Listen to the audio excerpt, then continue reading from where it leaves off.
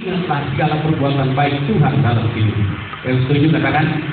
Nah, saya ungkapkan ini supaya kita belajar hari-hari ini. Mungkin kita datang dalam ruangan ini, kita sedang terluka, kita sedang simpan dendam pada istri, suami, anak, menantu, atau tetangga kita, bahkan teman gereja. Kita sama-sama tepuk tangan dalam ruangan ini, tapi sesungguhnya hati kita masih terluka. Kita mungkin tidur suami istri, tetapi kita masih menyimpan dendam. Itu sebabnya doa Tuhan Yesus di atas kayu salib sangat besar kuasanya. Ampunilah mereka, sebab apa yang mereka perbuat mereka tidak tahu. Jadi orang kalau melakukan kejahatan itu sebetulnya bahasa singkatnya dia sedang hilaf. Ya. Kalau di kantor polisi dia sudah hilang, itu polisi masih lebih respect. Tapi kalau dia banyak lagi begitu, ya ternyata dalam hukum itu aspeknya akan dilihat. Ini orang merampok, ini orang mencuri, kenapa? Apakah karena dia terdesak kebutuhan? Atau memang sudah menjadi gaya hidupnya? Itu akan ada pertimbangan-pertimbangan. Hari ini kalau saudara belum bisa melepaskan pengampunan karena memang unsur dengki dendam, wah itu berat sekali. Karena itu hari ini renungkan pada dirimu sendiri, termasuk saya. Kalau hari ini kita masih ada simpan dendam, lepaskan pengampunan itu kepada orang lain. Kita tidak boleh menyimpan dendam itu, karena dendam itu akan sangat merugikan kita, akan menjadi saluran penyakit bagi kita, akan menjadi sumber-sumber penyakit bagi kita. Karena hati yang gembira adalah obat yang sangat hancur.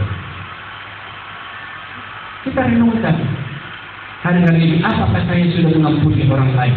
Apakah saya sudah belajar melepaskan pengampunan pada orang-orang yang membenci saya? Saya selalu punya prinsip, menolong orang yang bisa menguntungkan kita itu biasa, tetapi menolong orang yang menyakiti kita bahkan tidak ingat kepada saudara, itu hal yang luar biasa. Tuhan juga sudah melakukan itu. Kalau Yesus datang ke dunia untuk orang baik-baik, saya kira dia tidak perlu turun ke dunia. Tapi justru Yesus datang ke dunia mencari orang yang apa? Yang berdosa, yang sesat. Untuk apa? Secara hitung-hitungan matematika, secara hitungan ekonomi, ada orang yang mau mati buat segala dosa dan pelanggaran kita. Itulah Yesus kita yang hebat dan dahsyat. Bangga saudara punya Yesus seperti dia. Amin. Kalau Yesus saja, setiap kali kita share ini, saya selalu renungi pada diri saya sendiri. Kalau Yesus saja menerima saya orang yang jahat seperti ini, masa saya tidak bisa terima orang yang dianggap jahat? Maka dalam gereja ini kita tidak boleh menjadi tempat pengadilan dan hakim terhadap orang yang lain. Kita berikan kesempatan kepada semua orang. Yesus saja menandakan tanda. Aturan boleh ada, Bapak Ibu, tapi jangan sampai gereja ini menjadi eksklusif, menjadi aturan-aturan Taurat yang membuat orang lain tidak nyaman. Saya selalu tekankan kepada para penatua dan biasa. Aturan boleh ada, tapi mari kita buat aturan itu membuat semua orang datang kepada Tuhan, menyadari bahwa dia adalah orang yang berdosa.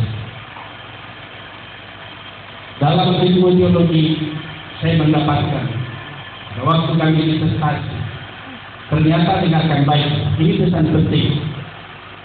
Salah satu profesor berkata kepada kami saat kami disertasi S3, dia bilang begini, perhatikan bapak-bapak, semakin kita belajar, semakin kita pintar, semakin tinggi kita punya ilmu pengetahuan, maka kita akan mencoba merasa paling nyaman dan paling tinggi derajat.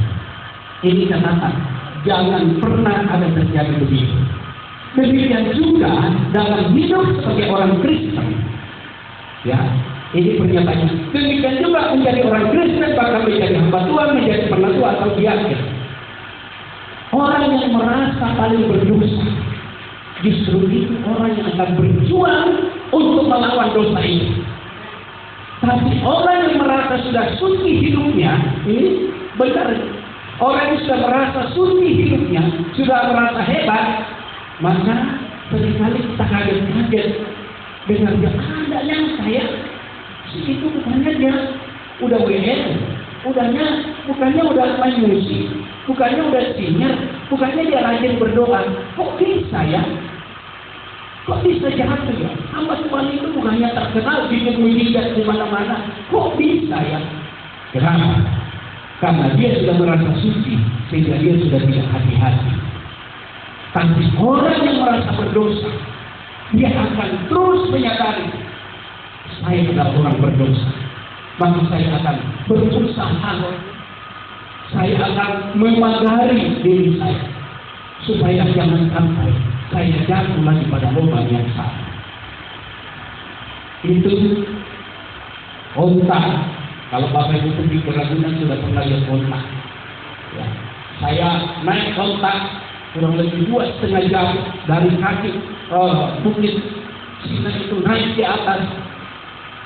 Ternyata onta itu dia lebih bagus jalan malam.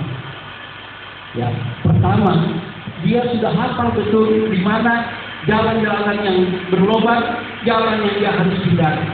Kalau dia pernah jatuh di situ, dia tidak pernah akan lewati lagi jalan itu. Tapi kita, walaupun sudah tahu itu ranjau, sudah tahu itu lubang, sudah tahu itu berbahaya, karena kita merasa sudah suci, kita hanya bisa melihat kesalahan orang, tapi kita tidak pernah melihat diri kita sendiri.